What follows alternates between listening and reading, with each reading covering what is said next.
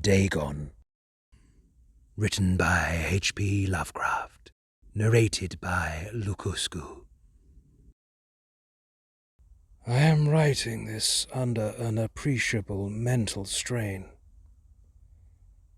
since by tonight I shall be no more. Penniless, and at the end of my supply of the drug, which alone makes this life endurable. I can bear the torture no longer, and shall cast myself from this garret window into the squalid street below. Do not think from my slavery to morphine that I am a weakling or degenerate. When you have read these hastily scrawled pages, you may guess, though never fully realize, why it is that I must have forgetfulness or death. It was one of the most open and least frequented parts of the broad Pacific that the packet of which I was supercargo fell a victim to the German sea raider.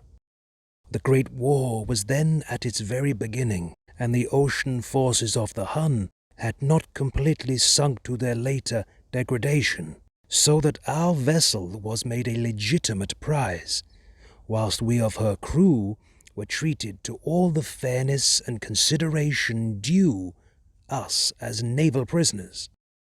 So liberal indeed was the discipline of our captors that 5 days after we were taken, I managed to escape alone in a small boat with water and provisions for a good length of time.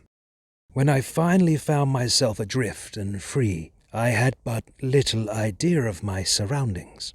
Never a competent navigator, I could only guess vaguely by the sun and stars that I was somewhat south of the equator. Of the longitude I knew nothing, and no island or coastline was in sight. The weather kept fair, and for uncounted days I drifted aimlessly beneath the scorching sun, waiting, either for some passing ship, or to be cast on the shores of some habitable land. But neither ship nor land appeared, and I began to despair in my solitude upon the heaving vastness of unbroken blue. The change happened whilst I slept. Its details I shall never know, for my slumber, though troubled and dream-infested, was continuous. When at last I awaked, it was to discover myself half sucked into a slimy expanse of hellish black mire, which extended about me in monotonous undulations as far as I could see, and in which my boat lay grounded some distance away.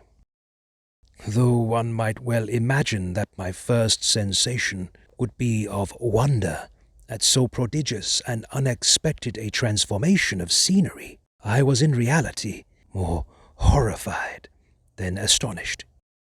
For there was in the air and in the rotting soil a sinister quality which chilled me to the very core.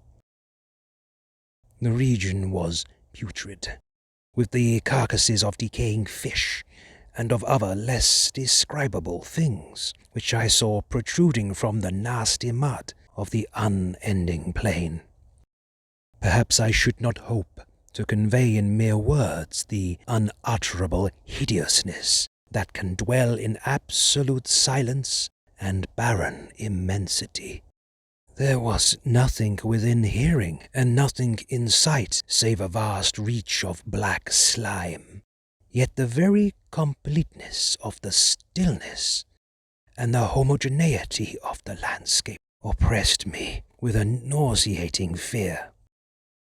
The sun was blazing down from a sky which seemed to me almost black in its cloudless cruelty, as though reflecting the inky marsh beneath my feet. As I crawled into the stranded boat, I realized that only one theory could explain my position. Through some unprecedented volcanic upheaval, a portion of the ocean floor must have been thrown to the surface, exposing regions which for innumerable millions of years had lain hidden under unfathomable watery depths. So great was the extent of the new land which had risen beneath me that I could not detect the faintest noise of the surging ocean, strain my ears as I might. Nor were there any seafowl to prey upon the dead things. For several hours I sat thinking, or brooding, in the boat, which lay upon its side and afforded a slight shade as the sun moved across the heavens. As the day progressed, the ground lost some of its stickiness, and seemed likely to dry sufficiently for travelling purposes in a short time. That night I slept but little, and the next day I made for myself a pack containing food and water, preparatory to an overland journey in search of the vanished sea and possible rescue. On the third morning I found the soil dry enough to walk upon with ease. The odor of the fish was maddening, but I was too much concerned with graver things to mind so slight an evil, and set out boldly for an unknown goal. All day I forged steadily westward, guided by a far-away hummock, which rose higher than any other elevation on the rolling desert.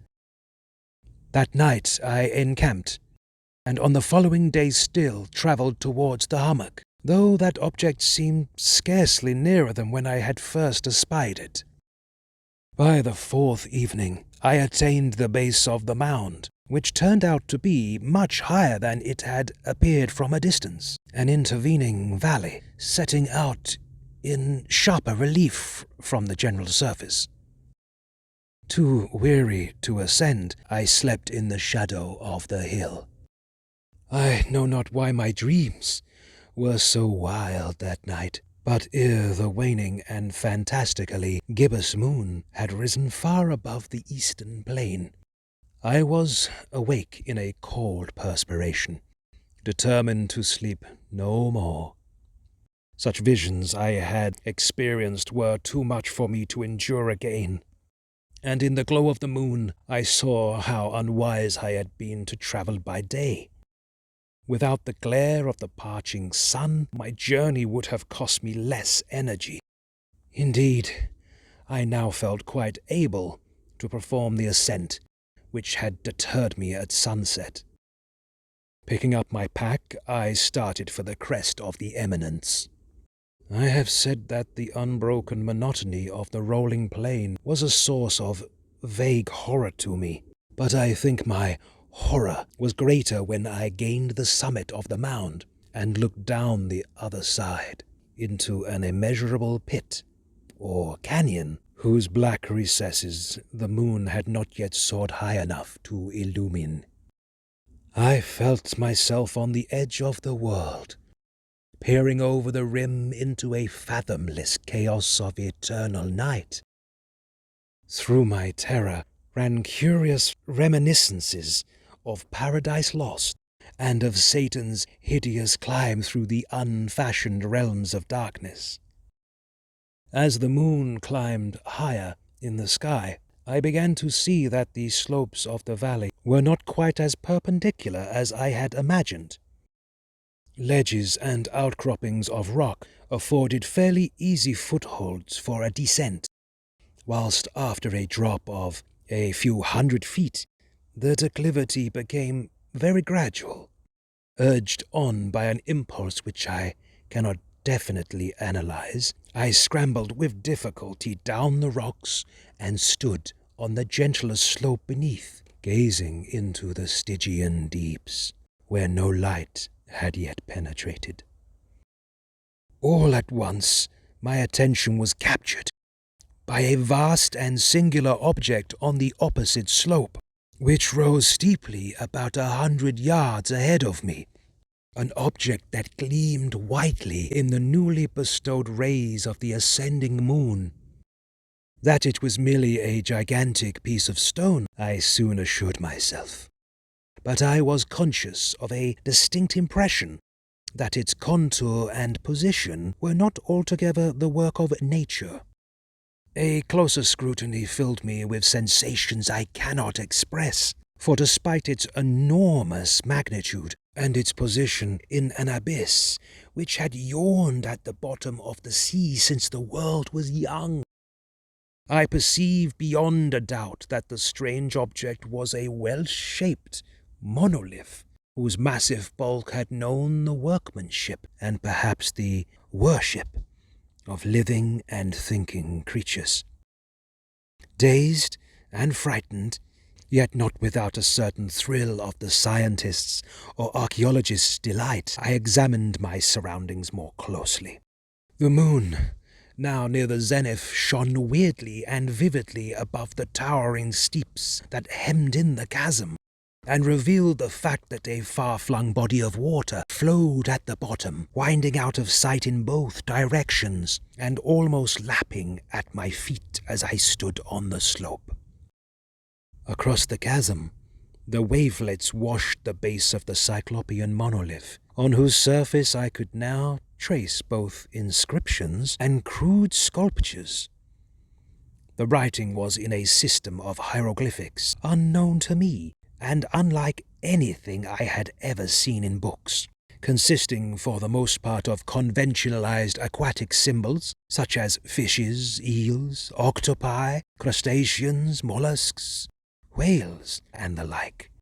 Several characters obviously represented marine things which are unknown to the modern world, but whose decomposing forms I had observed on the ocean-risen plain.